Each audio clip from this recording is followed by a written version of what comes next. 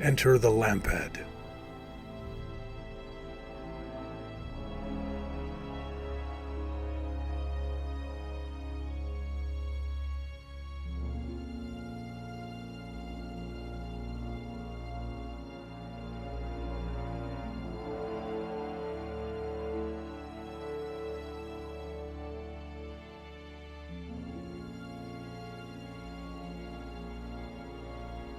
When Zeus spared Hecate, he gave to the alluring Titan, and the only Titan he allowed to survive under his new world of gods and goddesses, many a darkly dwelling, torch-bearing nymph of irresistible beauty.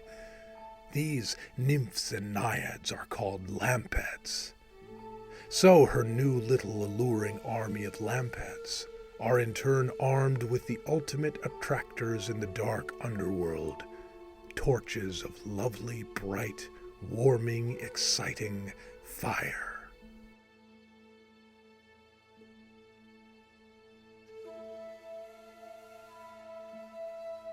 Soft, behold as they follow her, surrounding her in ghostly lighted processions. I would tell you, my friend, not to stare into their inviting light, for it has driven stronger men to lose all of their senses completely.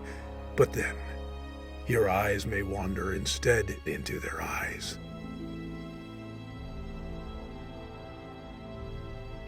This is a cruel place.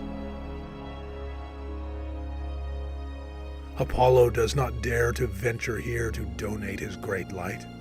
Still, for all of the strife within it, I say the underworld is less a monument to its ruler Hades, who at least has a place in his dark heart for those of us who fell here, unlike his fellow underworld overlord, Tartarus, who rules mercilessly the truly wicked. Nay, this place is more a reminder of the terrible Zeus, who has no time or patience for outsiders, and sentences us to the loneliness of the great below.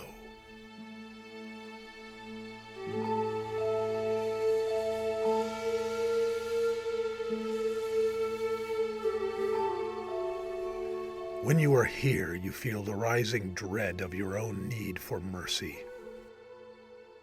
Finding your own strength in such a dark Golgotha is folly, my sad friend. I look into this darkness from time to time and think it would be easier to just be able to see her, Hecate. To know what the everywhere looks like by seeing the everywhere goddess. The Titan goddess, the Chthonic goddess. The one who leaves the underworld whenever she wishes and does. And somehow, she always feels compelled to return.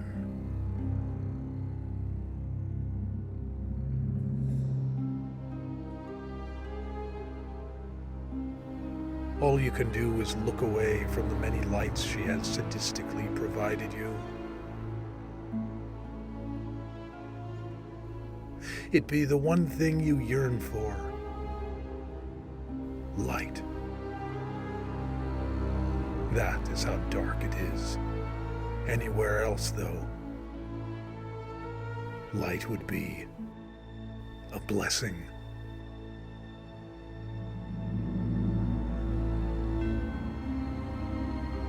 Whilst Zeus showed mercy towards Hecate, it was worse to spare her life. For her, the spells, that is to say, the torments of a goddess, cut deeper by design than those of a god. Yes. The enchantments she weaves have me taken into a deep, dark maze of passions and woe. I join the souls who cry for an end, who cry out for the daylight, and then who have tired of crying out for anything. And all I desire is the illumination of where I belong. Hecate, goddess of the moon, witchcraft, crossroads, necromancy, and protector of entrances. The Everywhere One has twisted that illumination that I so longed for into a deranged promise of madness to anyone who looks directly into it.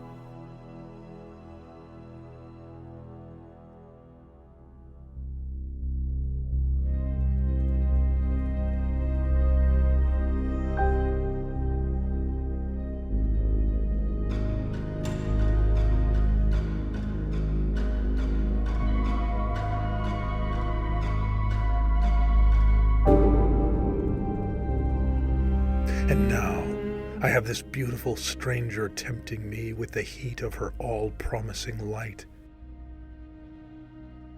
She is but a mere minion of the Everywhere Goddess, and yet here she be everything to me.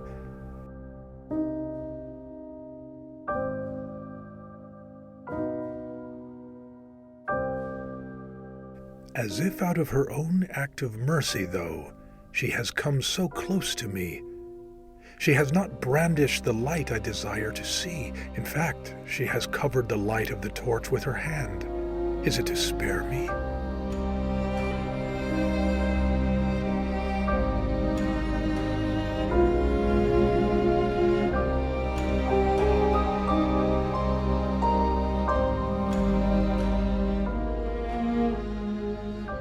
In my lonesome state, I am so grateful to her, but careful.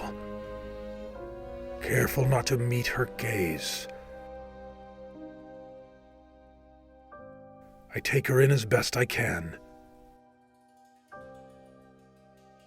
How can I help wanting her? Oh, to take her in my arms. But a thought occurs to me.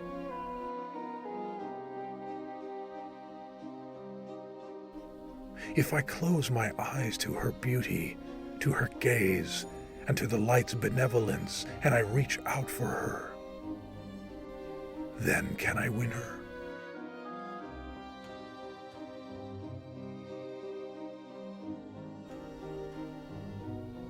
If I see her contours with my hands rather than my eyes, will this be Hecate's gift to me? If I look upon those lips with my own kiss instead of sight, will I be lord of this Golgotha's little Lampad before me?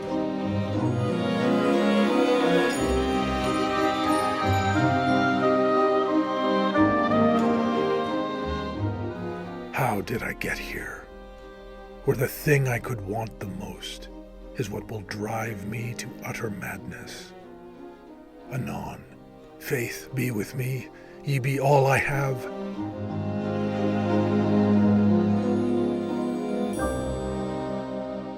I reach out for her. Her little arm is in my hand. She makes a sound like a moan.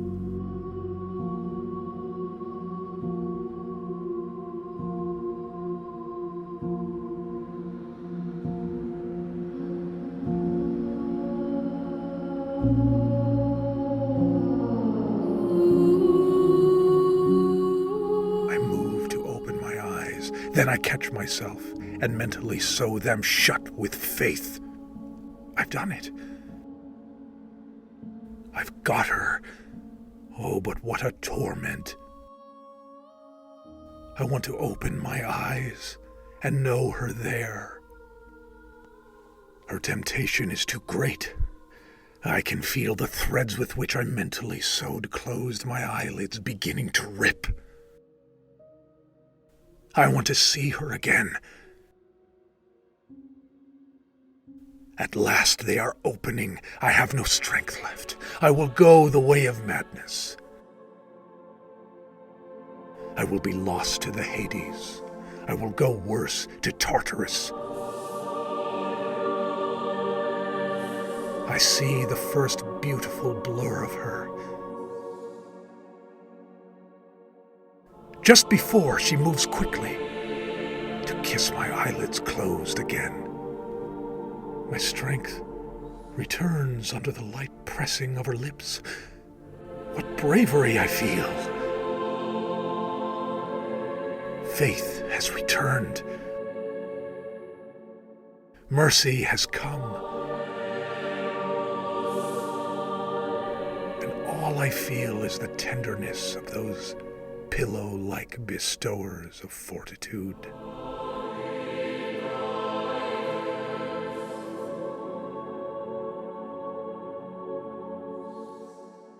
And now, she meets my lips with hers.